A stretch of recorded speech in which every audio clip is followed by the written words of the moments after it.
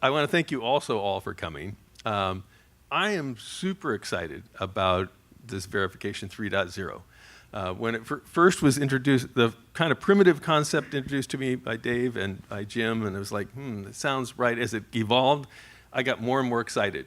And I actually believe that the industry today that we are in is at a defining moment or a tipping point. And I think it is quite possible for us to actually push it over the edge and make history. And that's the first time I felt that way about design and electronic design automation in almost 20 years. So it's a huge thing, and that's really the topic of my talk today, so we'll get into that in more depth. Just to give a little context about why I'm here, for those of you who don't know what I've been doing and how I got back involved in this, I am the chairman of a company called Montana Systems that does a hardware accelerator for simulation, and we are merging with Metrics, which is taking a long time, but we announced it last year, but we're within 2.5 weeks, we're told by the lawyers, of actually finishing that.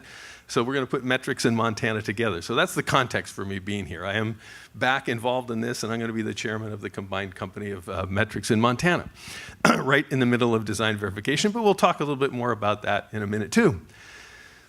I am not going to talk about technology. I know, it's the Innovation Summit, and we're going to talk a lot about technology. There's plenty of great people to talk about technology. I'm not a deep technologist. I can't give you great insights in that, so I'll steer clear of that, and I'll talk about what I do know, which is I know about markets and what drives markets, and have a pretty good sense of that.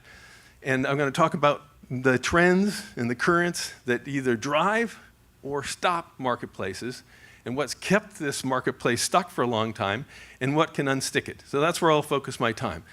Often, by the way, technology is a necessary but not sufficient condition for success. You don't have any good technology, you're screwed. That's true. But you can have the greatest technology in the world, and you're still screwed. Because, yep, it's the necessary condition, but there's another 4 or 5 conditions that have to be met for success. And that's the problem that has been true in design and electronic design automation for the last 10 to 15 years, for sure. Lots of smart people doing incredible technology, but the other conditions were terrible and didn't allow for much success in this business. I'll use the analogy. I don't know. I was, in my younger days, I was a big body surfer. Some surfing, but mostly body surfing, and I love swimming in the ocean. And when you've done that for years and years and years, one of the things you learn about is riptides, all right? And so, riptides they kill a ton of people in the water who aren't experienced. And what happens? You hit the riptide, and people look for they go, well, I want success, the shore. And so they head right there, the beeline for the shore, and they swim, and they swim, and they swim, and they drown. Right? Because there is no way that you can beat a riptide. I don't care. The best swimmer on the planet Earth, the best swimmer in the history of the planet Earth cannot beat a riptide. There's a macro current or trend that's going to keep you from ever succeeding. And to succeed, you kind of do what might seem the non-obvious. Well, there's the shore. That's the goal. There's success. You actually let the riptide take you, and you swim orthogonally, parallel, not perpendicular, not towards the shore, parallel to the shore until you find a quieter spot, and then you wait for a big set of waves to take you in. That's the way you win. That's the same thing is true in marketplaces, right? I will tell you, in marketplaces that have developed, smart guys that dominate marketplaces set up rip currents. So Cadence, Mentor, and Synopsys have set up vicious rip currents. And by the way, if I was running a company like that, I'd set up as many vicious rip currents as I could too.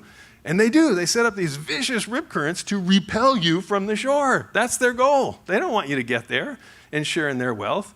And if you go and try to make the beeline and go against the currents that they have set in place, right? Then, and remember, the rip current is caused by the funneling of water through a narrow opening in a sandbar, right? So they set it up, you want to go there, and they set it up, and it's a huge force against you. That's what they do. And if you try to swim against that, you're screwed. You're never going to succeed. You've got to find a different way, go orthogonal, get it where it's calm, and wait for the next set of waves in the marketplace that can carry you to shore. That's how you win.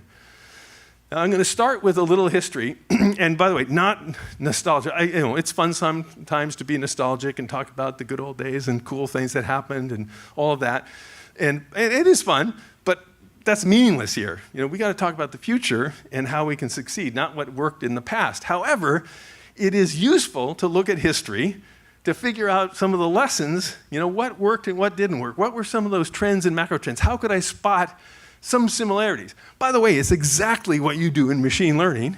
Machine learning is all about lots and lots of training data to find patterns.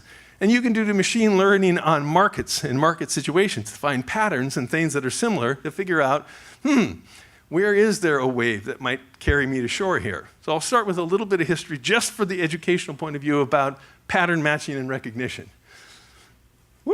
So when I got going, I actually worked, my first job was at National Semiconductor, just like Jim, right? So I know it probably wasn't your first, but that was my first job.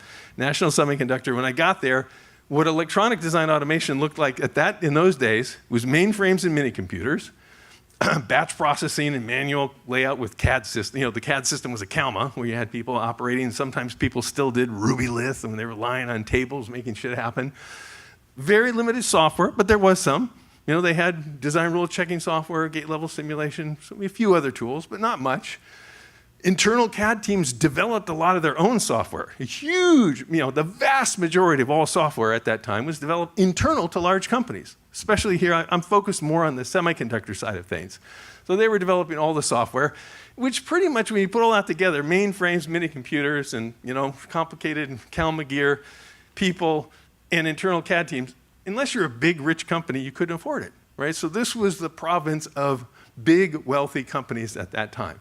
That was when I got in, when I first got introduced to it at National Semiconductor, that's what it looked like. So what changed? What broke things open? And by the way, I was working at National Semiconductor. My boss was Jim Solomon. He's the guy who founded Cadence. I wasn't the founder of Cadence. Some people mistake that. No, he was the founder of Cadence.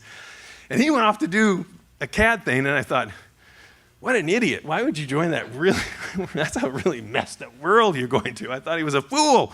He was a really good design guy. I thought he was a nut to be doing that, midlife crisis or something. But yes, exactly. He bought a Radio Shack computer that he ran and that he was doing his design work on. In any case, so what changed? What broke open that marketplace? And this is the whole pattern matching thing. What changes the world? What was the thing that changed it? The first thing was graphical workstations. Right? That was the big, big change at that time. They were brand new. It was a new thing. And, in the end, Apollo and Sun became the leaders. But there were actually literally at that time, I counted them, there were 27 startups doing graphics workstations. Silicon Graphics was another, in Silicon Valley at that time. Huge, work in that area. The thing that was cool about it, most of them were based on RISC, processors at the time, Unix and C. And the thing that was incredible, and I do remember this, talking with designers, for a designer to have this on their desk was the most incredible freedom for those designers. They felt like they controlled the world. It's like I've got everything I need on my desk. I can touch it, I can feel it, I can do this design by myself, right? It was this incredible freedom and independence you felt from the designers. That emotion, by the way, is what drove a lot of the energy at that time. Second thing, ASICs. The ASICs were introduced at that time. That was huge. That design methodology went from that old, manual CALMA Rubylith layout to something that could be completely automated and handle not a few thousand transistors, but tens and hundreds and eventually, of course, millions and hundreds of millions of transistors. That was big because that also meant more designers could do chips. I didn't have to be one of those esoteric chip guys that knew how to do that. Now a system level guy could do it because I could do the logic and hand off all that back-end weird shit to somebody, that could do an ASIC design, use an ASIC back-end set of tools. And then, of course, that whole thing spawned a bunch of software. People developed a lot of software to support those things. For instance, just the ASIC and RTL design that went with it spawned Verilog, synthesis, obviously a lot of, the computer-aided tools were the interactive, graphics-oriented tools that we built on that graphics workstation. So there was a plethora of new tools that came out at that time. This is what created I would call it the first real golden age of IC design. If you look back through history and you look at the spike of when there were a tremendous outpouring of new designs, this is when it happened. And why? Because all these tools were in the hands of designers, and there were more designers who could do this than ever before. This freedom of design meant there was all these new possibilities. Small companies could do it, right? You didn't have to have mainframe computer, an internal CAD group. A tiny company could buy a workstation, a little bit of software, and get going. So you got a lot of small companies starting out, doing their own design work, and inside systems companies who had never thought they could do something like that. With ASICs, the system guys had small teams of guys who would do IC design this way. So an outpouring, of design happened at that time. So you got this tremendous proliferation of chip design, huge growth in the IC marketplace at that time. You can look at the steep curve, and both in terms of dollars and the number of interesting IP that were being created at that time. And of course, it was phenomenal for EDA, because you needed all these tools and capabilities to support that new set of design flows. So now, net it out. That's what happened. You went from this kind of stale, compressed world of internal CAD teams and mainframes and, only a few people could do this stuff, a lot of manual stuff, to this world. What were the trends that hit it? The first was there was a new hardware platform. And the new hardware at that time was workstations versus mainframes and minis. That was one thing that helped make this happen. If you had not gotten that workstation, it wouldn't happen. Yet that was a key to unleashing this power. Second, there was a new business model, which was software only. Instead of, the complete package, Kalman was a complete package. A lot of these things were complete packages. By the way, not just in electronic design. Same thing was true in mechanical and other areas. You did hardware and software together in these complete turnkey solutions, they called them at the time. By the way, the nastiest business argument I've ever been in my life at Cadence was about this topic. I was made the acting head of marketing, long story, why, I was made, the acting head of marketing, and I said, we were selling workstations along with our software. I said, drop the damn workstations, the hardware. We have no value add there. Just do the software. And that was incredible. I thought it was going to break. You were there, Arlen. Remember that? It was incredible. I thought we were going to break the company in two. People were so irritated and pissed off about it. But I said, I don't care what you guys say. Just drop it. Don't work on shit where you don't add value. You add no value in the hardware. There's 27 guys who are smarter than you, guys like Andy Bechtel-Scheim, et cetera, who are building the hardware. Let them do it. And then we'll just do the software where we're really good. And finally, that we did that. That was good. By the way, it's interesting when you look in retrospect. These were vicious arguments. You look at it now, you go, it seems moronic. I was like, what? You actually had a more than a 2-minute discussion about that topic? Because in retrospect, all this shit looks easy. Going forward, it's a little murkier.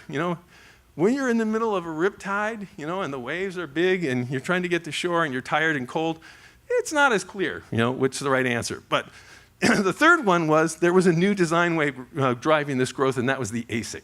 Those are the things that really got this ripping. So that was the beginning. And I was fortunate enough to be at Cadence and participate in that incredible wave. Now, I left, as you guys know, I left in 1998, almost exactly 20 years ago. I didn't leave because I didn't like EDA or anything like that. I left for a couple of reasons. I want to try something new, and I'm a good growth guy. When things are moving in new directions, I'm really good. And I told the guy who was the chairman of the board at the time, Don Lucas, I said, listen, I'll mess this company up. I'll just want to try new things that are stupid. Not stupid, let's just, you don't need to run this business. So I'm a doer and make new things happen. I should go do something else. That's why I left. But I also believe you got to get completely out. So I left pretty completely for a long period of time, for 10 years actually. And I didn't intend to even get back in 10 years later in 2008. As a favor to somebody, I met the guy who was the founder of Oasis, a synthesis company, Paul Van Buzo, and he was so, the first meeting I took with him, I said, wow, you got a bitch of a job in your hands. Here's the list of things you should do. And these are a minimum set of requirements to succeed. And he asked me at the end, he said, if I do those, will you invest in the company? And I said, yeah, sure. I thought, that's a safe check. That'll never get cashed. 18 months later, he came back, and he'd done them all, right? So a man of my word, I invested, and I went on his board, and I tried to help him. But it was brutal. It was brutal, because this is what the business looked like at that time. The way I describe it was back to the future, right? Because it had become, again, a sterile environment. So there was already starting, and it's continued, this tremendous consolidation. Hey, that golden age was the opposite. There was a proliferation of IC design and IC designers and IC design companies. Tons of that going on. Here was the opposite. There's this consolidation going on in the semiconductor industry. By the way, internal CAD was all of a sudden all powerful again, just like they were 20 years, 15 years before. Now, not the same. They weren't so much building their own tools, right? They'd found a new job in this, but they were still the fortress, the gatekeeper at the fortress, right? They were building what I would call these, expensive, complex, and I would call them very fragile electronic design automation systems, to get, to try to get their teams to, foster designs through in a reliable way. And you got to give them credit. They were doing their very best. Lots of tough challenges. They did their best to kind of guard it and make sure it worked. And they were only going to get kicked in the butt if it didn't work. So yeah, I can understand some of their psychology, but that's what they did. All the EDA vendors had locked everybody in with these all-you-can-eat deals with these internal CAD guys. They had their vendor of choice, or maybe they would split it in two somehow, but all-you-can-eat deals that kind of locked in, that's what you're going to get and how you're going to get it. If you're a designer, I'm sorry. We're M here. Forget S. You're never going to see S again, unless we decide to change in a couple of years. Huge data centers were needed. Because there was a lot of compute power required for them. They built their own data centers and managed those things too.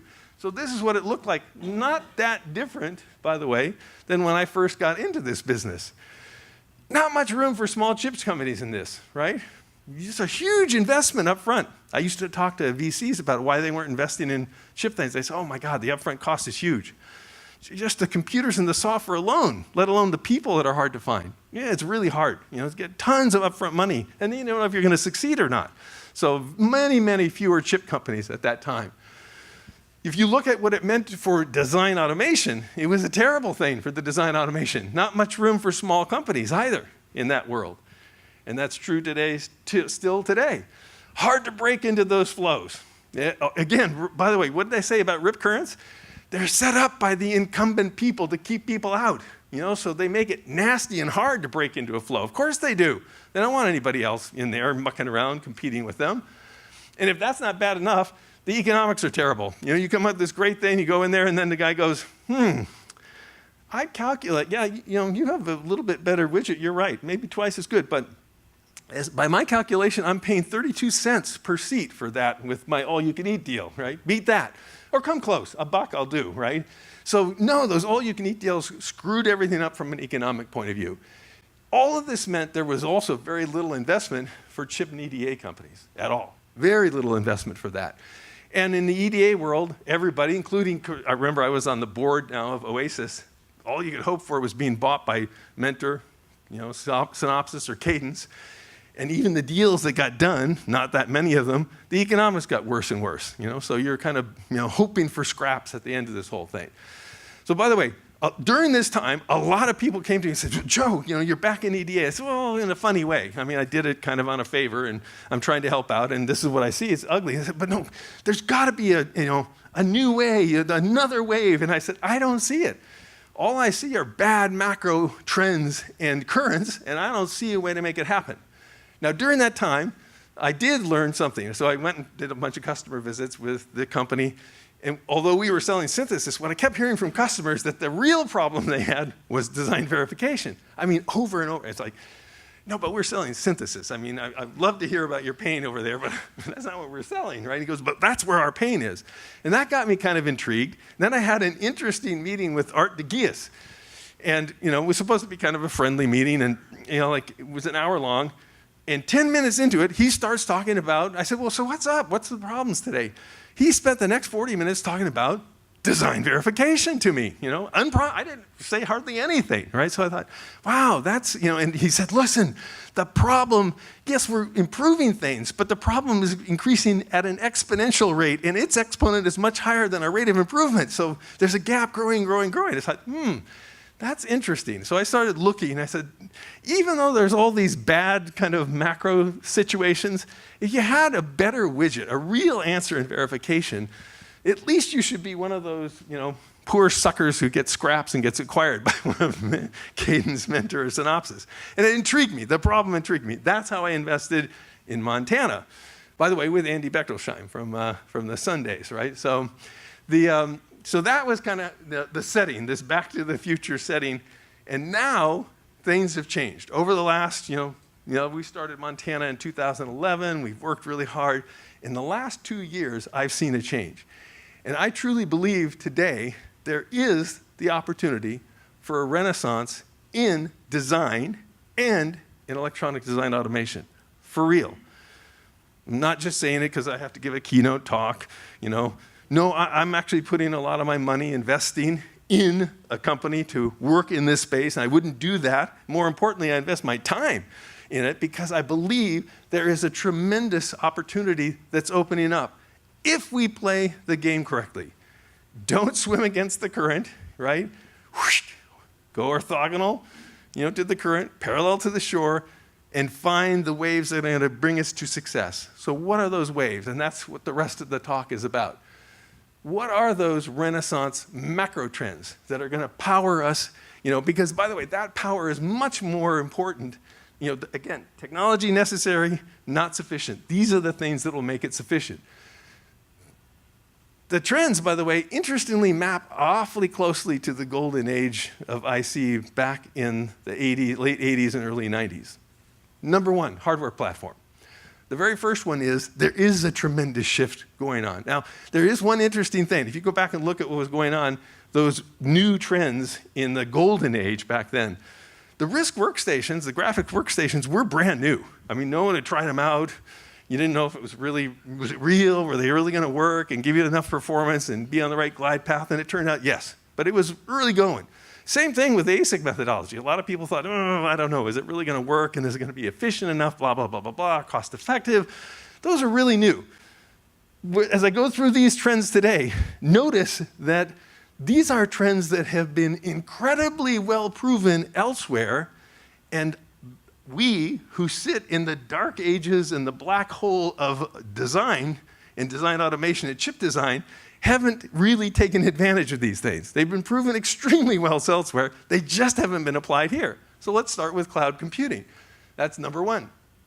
Cloud compute platform. Why is that a big deal? First of all, cloud computing for EDA is 100%, I guarantee it, inevitable. In the next 5 years, 90% of everything will move there. I guarantee it. It is completely and totally inevitable. Why? Do you remember the Bill Clinton thing when he was, he had to remind himself when he was in that election battle, it's the economy, stupid? Well, this one is what everybody in this business should remind themselves of. The vendors, the people who are customers, it's the economies of scale, stupid. And it really is. And I could go on for the next hour with statistics, but I won't. I'll just give you a few of these that set this thing in, kind of scale it. So the total semiconductor industry is around $450 billion today. If I take out memory, it's around 320, 310. And if I take out Intel and Samsung, it's about 200, right? So the semiconductor industry without Samsung, Intel, and memory is about $200 billion. The public cloud computing business this year, in 2018, was $200 billion, right? The public cloud computing is $200 billion. In 2021, 2 years from now, it will be $300 billion. It will have exceeded the size of the semiconductor industry, including Intel and Samsung at that point. So it's a huge business in terms of scale. How much do these guys buy? This year, they're buying, in the public cloud business, $50 billion of servers and associated hardware. $50 billion. Again, just to scale it, that's equal to all of the foundry expenditures that are going to be made in the semiconductor industry in 2019. Same number, $50 billion. So it's an enormous investment going into the cloud infrastructure and data centers. There's no way that you can keep up with that kind of economy of scale. Why do I say that? Well, what are the size of the data centers people are building here? The biggest ones, people don't give all their numbers all the time, but the biggest ones are like Intel.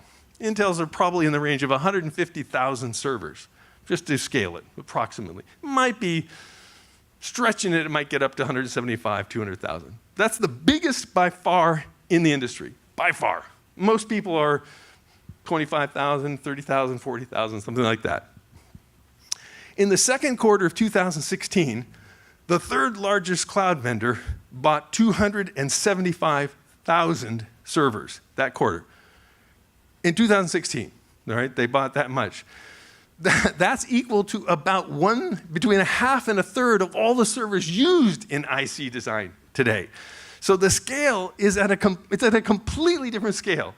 There's no way that you're ever going to compete economically with what those guys are doing. Second point about this, listen, fundamentally, data centers aren't the business of semiconductor companies. It's not their business, for God's sake. Why are you in it? These guys have gigantic teams of people that are looking at just the issue of where to locate the next foundry to optimize the combination of land price, power, how cheap is the power, and how easy is it to get the best network connections out for your customers. And they do that across 3 or 4 continents, right? That's what these guys do. There's no semiconductor company that's even possibly doing that. They build their own custom CPUs. They build their own custom networking chips. They build their own mechanical structures for power mitigation and cooling, right? Nobody can afford that in our business. You're an idiot if you think you're going to be able to compete. This is not your business. Do you remember the quote from Jerry Sanders at AMD? Real men have fabs? Okay, he was wrong with that. Now, in the semiconductor business, you might at least argue fabs are kind of part of your business. You know, it's at least very closely related to what you're doing. But data centers? Are you out of your mind? Real men do not invest in data centers. And I think anybody in this next wave that builds another data center in the semiconductor industry, expands on one, or upgrades one, should be fired. They really should be fired. It's economic suicide and idiocy to do that. So it's the wrong direction. Now, when you go and talk to people, you'll hear things like this. Well, what about, the very first thing comes out of people's mouth. What about security, Joe? You know? Okay. So who is that?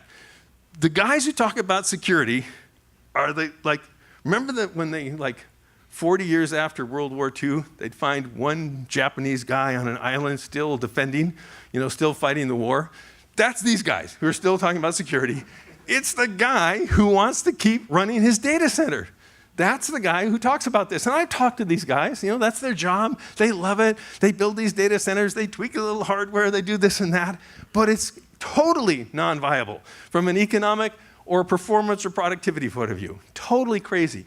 Security is a complete red herring.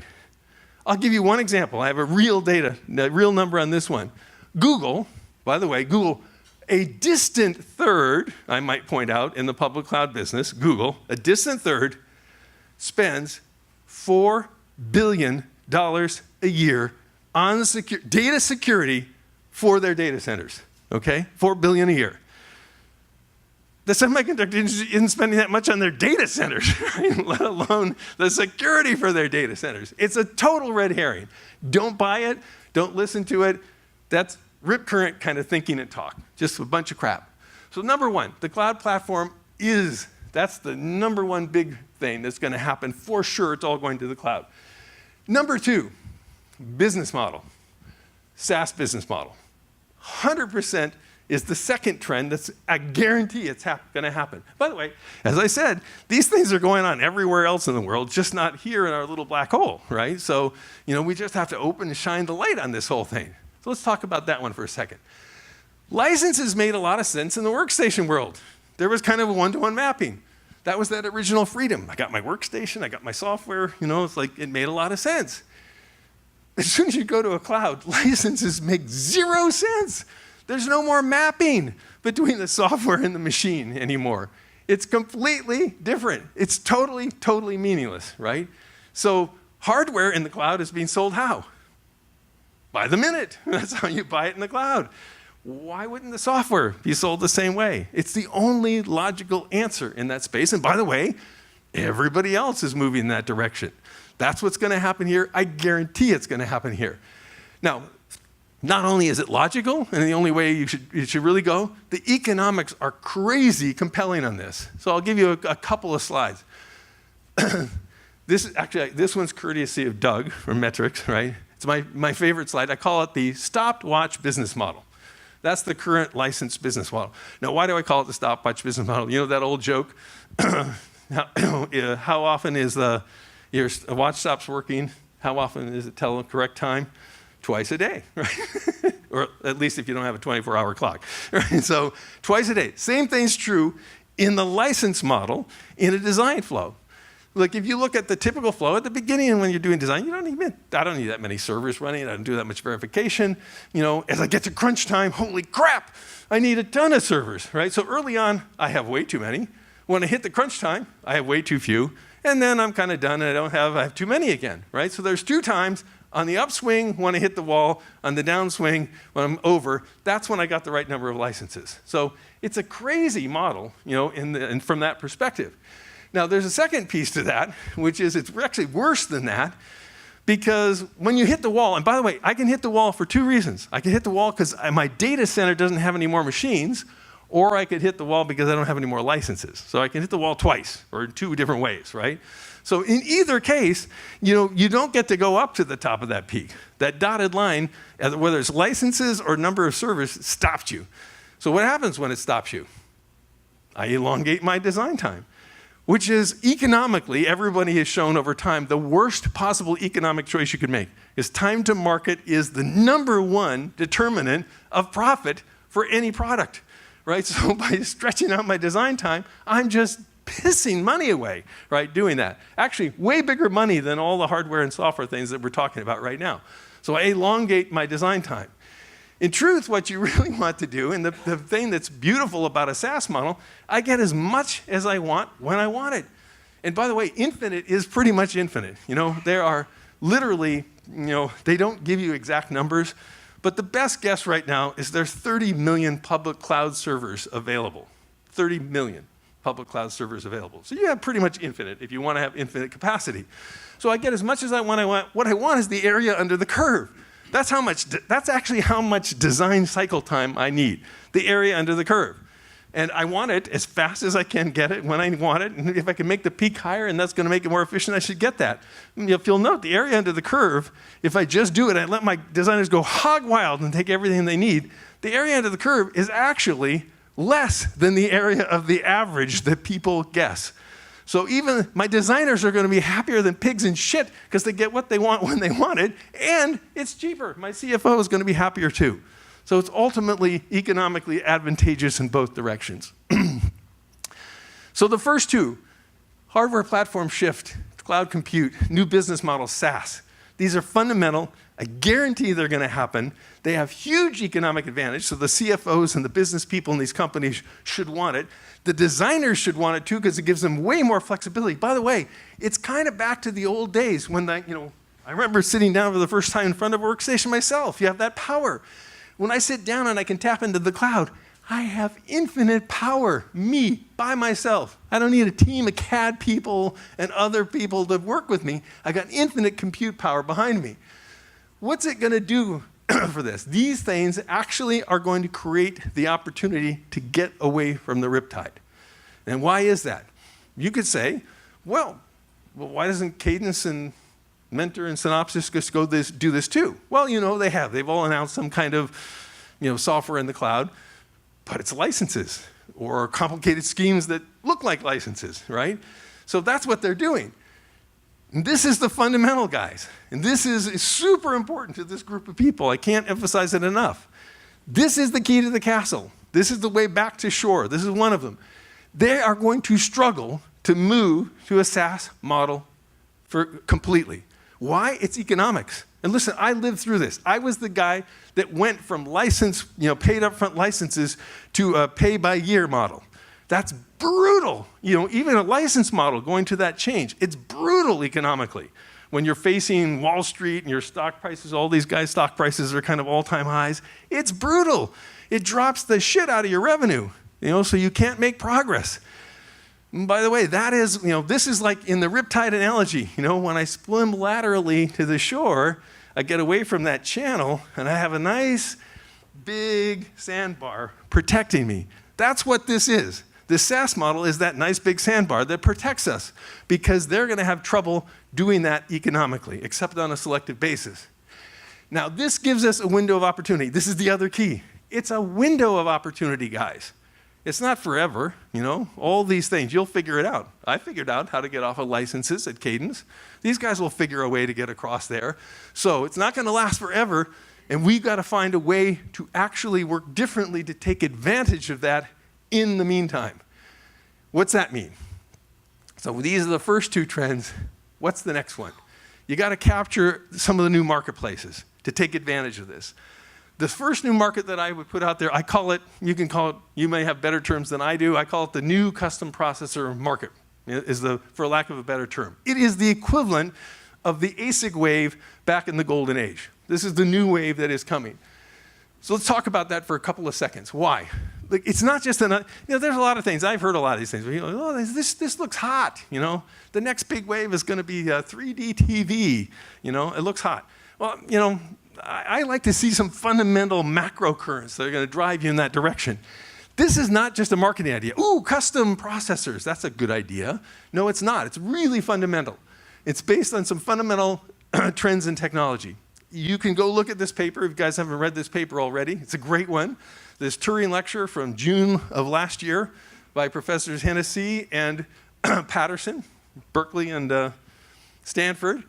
Awesome summary of why these trends are going to make it happen. Here's the fundamental, guys.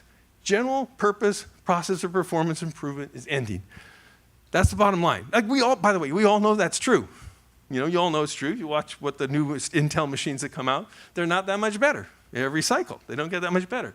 Well, there's some fundamental reasons why that's true, which you can go through this paper, and they have sub-papers you want to get into more detail. Number one, Moore's law is ending, right? So you're not getting that doubling every couple of years of the number of transistors. As important, maybe more important, is the failure of Dennard scaling, which says, that because the power per transistor, the power is constant per square millimeter of silicon. That was true for years. As the number of transistors dropped, the power per transistor dropped at almost the same rate, so you got a constant power per square millimeter. Totally not true anymore, right? So that means you just can't throw more transistors at things. And number three, the next thing people tried was parallelism, which sounds really great, except parallelism doesn't work really well with general purpose processors. So they've tried it, and it has very limited success in general purpose processors. So those three things say that general purpose processors, the performance march we've seen by throwing more transistors and more cores and all that kind of stuff, it's over, guys. That's not going to happen. This is very, very, very fundamental. You got to go in a different direction to solve this problem. What is that? The answer that pretty much all of the people that are real technologists, not me, have come to the conclusion, and you see evidence of this already in the marketplace, is people have to go to domain-specific architectures. That's what it's going to be. Not a general-purpose processor anymore. They're going to go domain-specific. What's that mean? What does it allow you to do? Domain-specific, because I don't have to cover every case in every possible way, enables you to optimize for your particular domain. You can actually make parallelism work because you know what the parallel problem is. Right? So you can build that into your architecture. Memory access is a huge problem with speed in general purpose processors. That's why we have GPUs for the graphics and not GPUs, or not CPUs. Same thing's true in any of these domain-specific areas. Memory access needs are completely different. You can build specifically what you need on an application-by-application basis. You can also tailor your compute capability. General purpose processors throw everything, they put everything into the basket and give it a shot. Here you can put in exactly what you need. Do I need floating point? What kind of integer precision do I need? How much do I need? All of these things can be tailored for your domain or application. And finally, you can build domain-specific languages to ease the compiler problem that goes along with getting software to match the hardware that you've got. The other side of this is open architecture. One of the things, how have people built the big general purpose processors, the CPUs? Big companies, look, it's been the land of things like Intel. Gigantic investments, huge teams of people doing these blockbusters. Well, the idea here is to go a different direction. Open architecture, go the opposite direction. And I use as an example RISC-V. It's not the only one, by the way. There are many of these domain-specific architectures, but this one's a good one. And it looks very iconic. It looks like it can be used in a lot of different ways.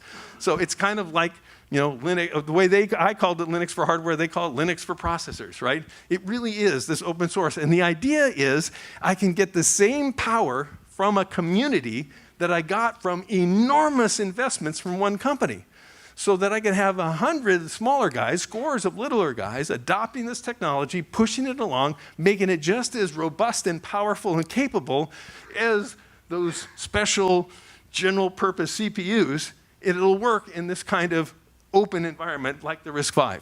That's the idea. Same kind of economies of scale.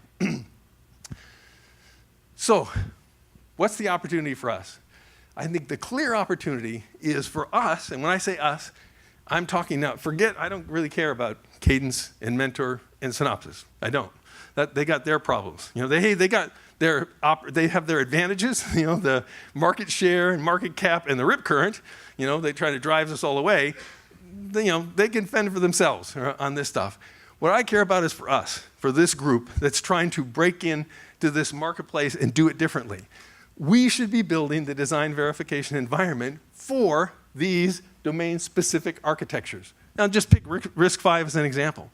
That should be our mission. One of our missions is to create that next generation environment for this. We don't have to. By the way, the holy grail, and you know, they sucker you into this. The big guys have suckered you into this. This is how they keep you in the riptide, right? Oh, but the big money is at Qualcomm, Intel, Samsung, Apple. That's where the big bucks are. Win one of those or get a small order there. That's your ticket to success. Then maybe Synopsys will buy your company, right? That's how they lure you in with that bullshit, right? And so no. That game is a different game. Forget that. That's not the future. All those guys are hitting the same wall, the same processor performance wall. They are. They're all scrambling around, you know, spending a ton of money trying to figure out, like Google is, you know, how do I go to these domain-specific processors that give me real performance advantage in some of the critical areas like machine learning and artificial intelligence. So we don't want to focus on that set, right? We want to focus on the market that opens up where you get scores and scores of companies working on these domain-specific architecture and designs. That's the real action for us, because we want to get where there's a fresh greenfield opportunity where people are going to be willing to go through the whole set here and go, yeah, well, shit, yes, I'm not going to build a data center. I'm going to go to the cloud. Of course I want it by the drink. That makes a lot of sense. Oh, and you have built a design environment for the domain-specific architecture, RISC-V? Fabulous. That's exactly what I need to motor me along. That's the equivalent of Verilog and Synopsys in the ASIC world in 1990. It's the exact same thing. That opportunity is open. Completely different approach. As I said, this design environment, you got to be cloud, you got to be SaaS, but you also have to be complete. All right? So let's talk about that for a second. Because the last macro trend here is the new ecosystem. There's got to be a new ecosystem that goes along with these other trends if you're going to be successful. Our companies, this group, again, we need to work together to build a solid platform for our customers. Now, why? What's needed? Why is that needed? Again, it's the riptide. What do the big three always do? What's one of their great games, right? Well, you could use that funky little tool, you know, but yeah, you need the whole flow, right? You can't buy just one thing. What are you going to do? Go to 9 different guys and get their stupid shit to work together? Are you crazy? You're going to risk your job? Come on, right? That's the game they play. Every time they sucker people in that same way. They play the total solution card. So we have to outgun them up front. You know, we got to take that card off the table for them. We need to provide a complete design environment for people in this world I'm talking about. Cloud, SaaS, complete design environment for domain-specific architectures like RISC-V. Complete. How do we do that? First thing, don't reinvent the wheel. Look at what other people have done, right? So, and just to keep it clean, I kept it away from things like RISC-V and what they've done. Look what's been done in other software areas, like the Linux Foundation. The latest one is the Cloud Native Compute Foundation. That's the Kubernetes guys, right? And just to pick on one, because it's very apt for what we're doing, I'll use Kubernetes for a second. Kubernetes is the single most successful, highest adoption rate software approach or technology in the history of mankind, right? Fastest adoption rate of anything in the history of mankind. And the only thing that's keeping them from going faster is there's a bunch of legacy guys who have to they have to containerize an old legacy solution, right? And that takes time. By the way, there's a clue for us, by the way. They have to spend a lot of time and effort to containerize an old solution. One of the things we have to do as a group is start that way fresh. If we're going for the cloud, we got to start with that view. So ours is pre-containerized and we're ready to go. But look, what did Kubernetes do to make it successful? The original code was written pretty much by the Google guys, right, at the very beginning. They got it going. They took the idea. You could say they got the idea from Docker and decided to outdo Docker. But they said it has to be open. This has to be something available to everybody. And so they developed their code. Then they built a foundation. Actually, that's a spin-off of it's a sub-category of the Linux Foundation, the Cloud Native Compute Foundation. Everybody has put into this. They have a governing board of people that are, all the environmental guys. Some are competitors, some are not competitors of interested bodies, and everybody supports and uses this technology as a standard. And this is what has created this incredible mass adoption that's transformed the productivity in the enterprise cloud software space. So this is what people have been doing in other areas. What could we do? I say that that's what we make Verification 3.0. I say that we make that our Cloud Native Computing Foundation, that we do the same thing. We make a Verification 3.0 foundation the same way, to get together as a group, combine forces to build this kind of seamless solution.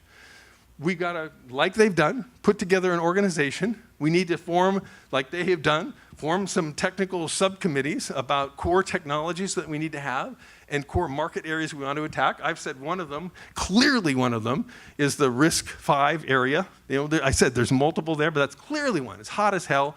We should use that as one attack point. There's tons of other things that can be done under this umbrella that are super important. A good example, the thing I just mentioned, everybody's got to containerize. If we're going to make it really easy to put together our technologies in a seamless way, we got to all be ready for the cloud in a containerized fashion. We need to all get clear what that means and how we're going to do that. There's been some efforts among some of us for things like FSDB, right? Which has been a locked up kind of bullshit standard from Synopsys, right? And we're looking at cracking that thing. Those are other kinds of things that this group can do to, again, build the complete and seamless environment so that we can compete effectively with those guys. One more thing that I will add, that I will announce here today. The metrics team, myself, Doug, and the metrics team, we will contribute our verification platform as open source to this foundation, right? So we'll put it in with everybody else as open source, as a foundation for everybody to use, as a platform to build on. And this is what we need. We need a starting point that we can all agree on. Now, by the way, we can't do this by ourselves. Even Google couldn't do it by themselves. And obviously they have massive resources to do something like that, but they wouldn't do it by themselves. They needed everybody else to say, yep, I'm going to sign up, I'm going to do that. And yes, we're going to agree on what that looks like and how we've got to modify that verification platform to make it really useful for everybody on this whole thing. And then we're all going to put our stuff in there. By the way, that's another way, that's another sandbar to protect us against the Cadence, Synopsys, and Mentor guys. They ain't going to put their stuff in there. Are you kidding me?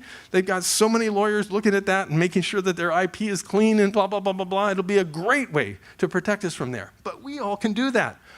It's only going to advantage us to build an open source foundation like this. And as I said, we'll throw ours in, but we need all of you to participate, to join in this effort. Join in this foundation, join in these committees, define what it is, and start using this stuff in a real way with a common mission. And I say my first target, but again, I'll let it be that marketing committee from the Verification Foundation to decide. I think it should be a RISC-V, seamless solution. I think it's a great place to start because it's active and real in this space.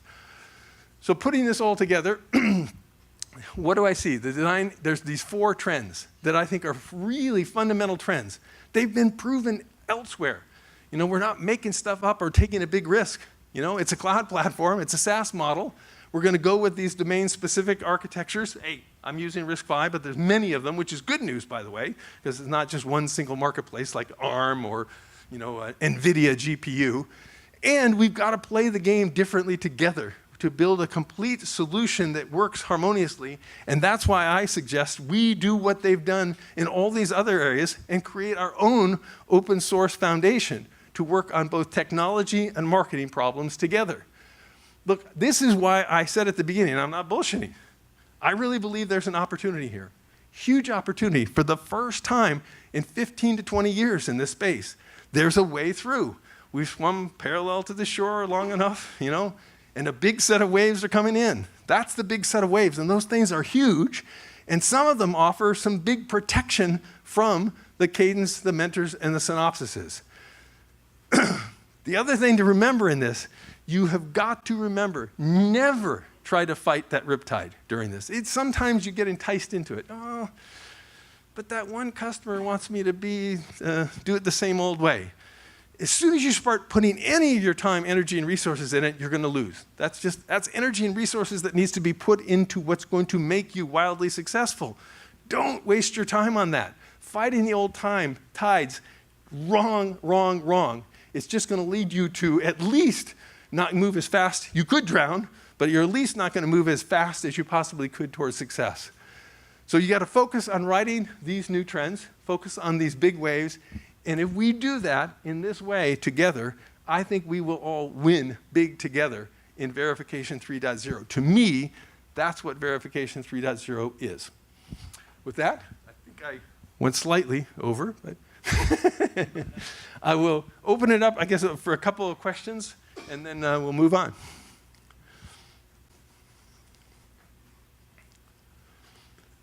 Yeah. Do you see any opportunity for the design IT companies here to be on the cloud? Oh, absolutely. I believe every single element of the whole of the entire solution has to be in the cloud and quickly available. So yes, absolutely. Design IP companies, same thing. Because if you think of yourself in the future, that end user, it has to be transparent. They're going to stare at that screen, and they have the whole world available to them. He's all mad because you pretty much gave you a speech already. No. Cool. What I'm trying to say, you completely changed my pitch. I have my presentation, and now you completely changed it upside down, but I'm glad you did so. Thank you. Should have asked us first. Why didn't you practice it back now? And by the way, look, Dave will have the slides, and we'll send the slides out to everybody, right? So they, so people take notes, but you can take a look at it and then bitch to us. If you think there's something wrong or not quite right, but more importantly, that's the whole way open source works. If we're missing something on this, if there's things that we can do better, or that we're missing a piece, a trend, a macro, a riptide issue, put it in here. That's how we're going to win. I guarantee you we're not going to win one by one. Again, that's the riptide way of picking you off one by one swimmer at a time. Drown, drown. Okay, I'll save that guy. $10 million. If you're alive, buddy. Just a quick comment. The presentation will be on the 3.0 website. Give us a week or so, and the video. And by the way, it takes a week because my shit's not cloud-based, so. Actually, there's a couple of weeks on the edits. No worries. I'll catch you in the edit. So can you help commercialize open source tools like Zeiss, which is commercial grade parallel processing analog simulator, which is GPL? Can you bring that in? Yeah, absolutely. We absolutely take a look at it. Now, again, the thing I've learned by having dealt a little bit with it's a bundle, that acronym, CNCF. But anyway, those guys, the Kubernetes guys, the things I've learned with them is to be careful about focus. My instinct says yes, because we do hear a lot of people, I've heard customers already want the complete solution, including, now sometimes they spin off a subgroup, to get a better focus when there are some special needs, for instance, in analog or something like that. Follow-up question would be, I've been trying to do mixed signal stuff for years. In fact, I could believe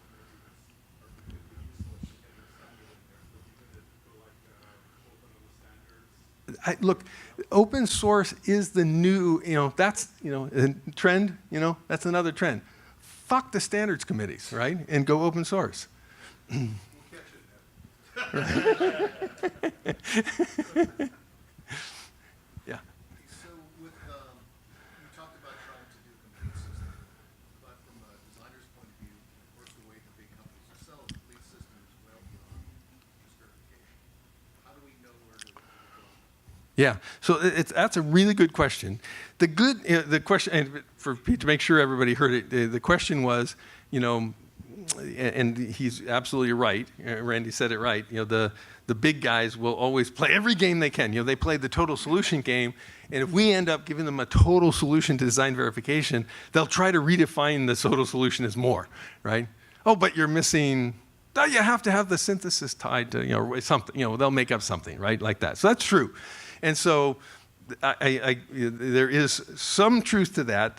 The good news about design verification is it's probably the most separable piece, in the design flow, if you look at it. So I think we can, you can argue back. A lot of those arguments will be a little bit like security and cloud computing from my point of view.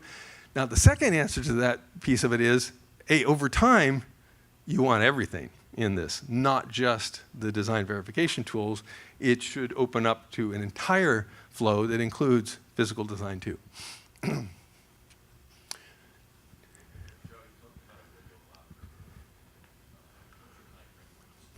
And the question was, I talked about window of opportunity, what's the time frame? Now this is why I'm an excitable guy, that's true, and I get excited about things, but and sometimes people misinterpret it one way or the other. And this one, don't misinterpret this one. The window of opportunity is narrow, right? And when I say narrow, it's not a decade, I'm talking about 5 years, right?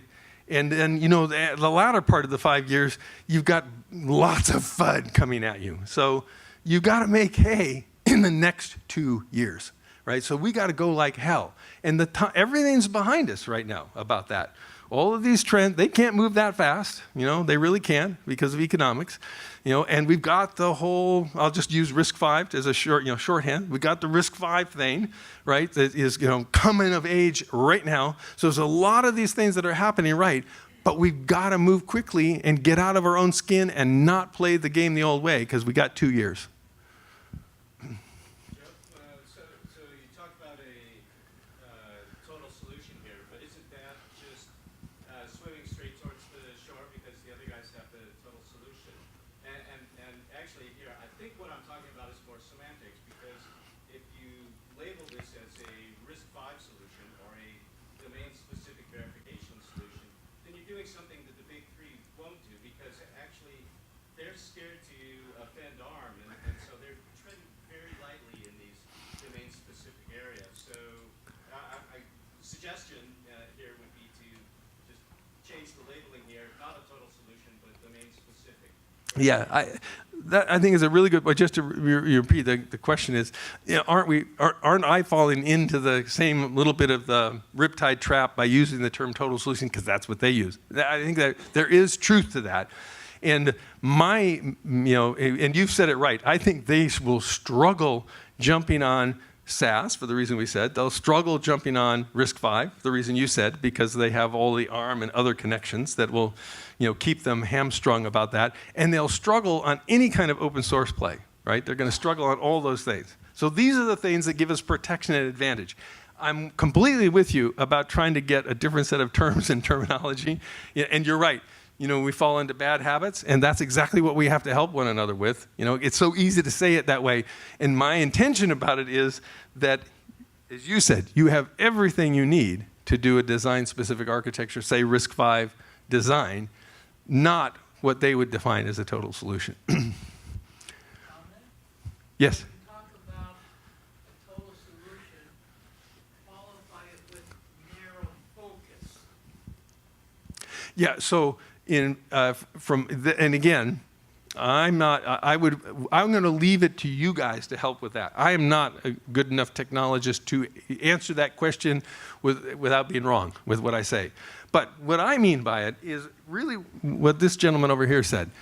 if you think about it, when I go and talk to guys like Sci5, is a good example in the RISC-V marketplace. When you go talk to those guys, they need a design verification solution for, that they're looking for to offer to their customers so they can crank out more Sci5 or RISC-V designs with their methodology.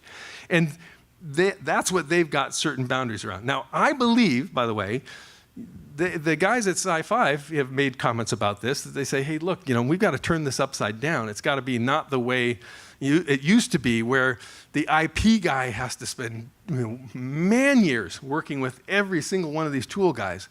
We've got to change this so that we create a much simpler interface that enables that kind of what did you call certification for our tools or the flow or the solution with a specific IP much, much simpler. And that's part of what I think we have to think about. But the end goal is there's going to be a customer who wants to use some domain-specific architecture. I'll use RISC-V, as an example.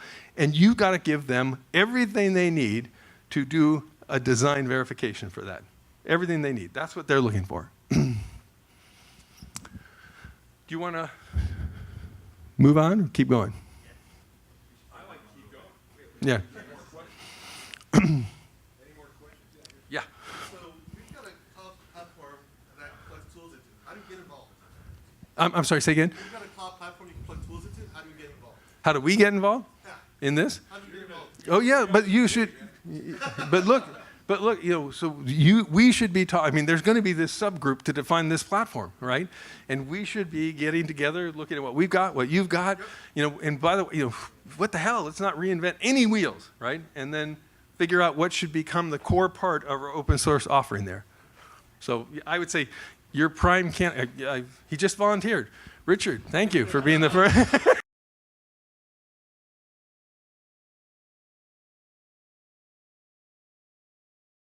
Everything anymore. I think there was a question back. Yeah.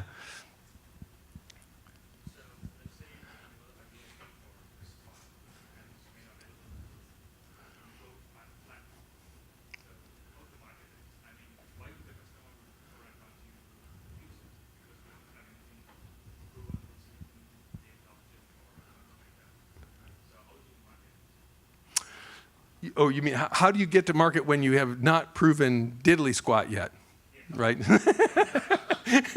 I think that was the technical term you were searching for, diddly squat.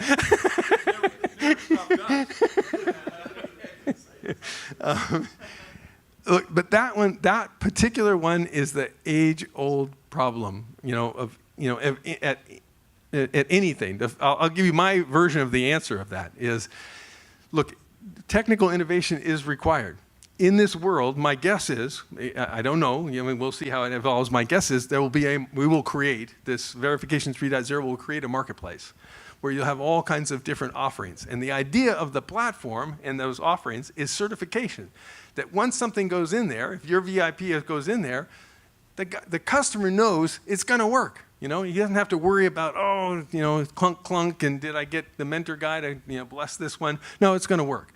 Now, that at least gives you, if you've got something in that space and you have these things, you have a place to stand, right? In a marketplace with everybody else, in a hot new marketplace with lots of people looking for solutions and answers of different kinds. Now, everybody has to go through that get your first customer issue, right? But at least, compared to today, you're standing naked, or in this case, my analogy, you're swimming naked out there with a broken arm and no legs. But,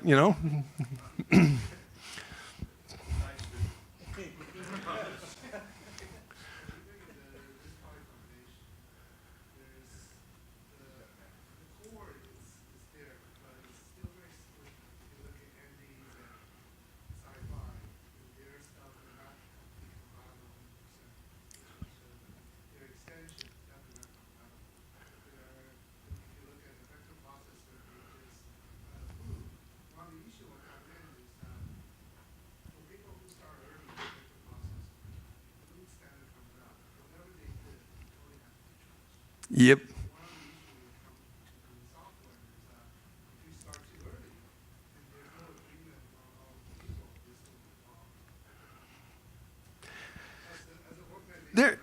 I mean, there's always those risks and the early, but in this case, the risk-reward ratio here, is the reward versus the risk, I think, is so high if we take this different approach.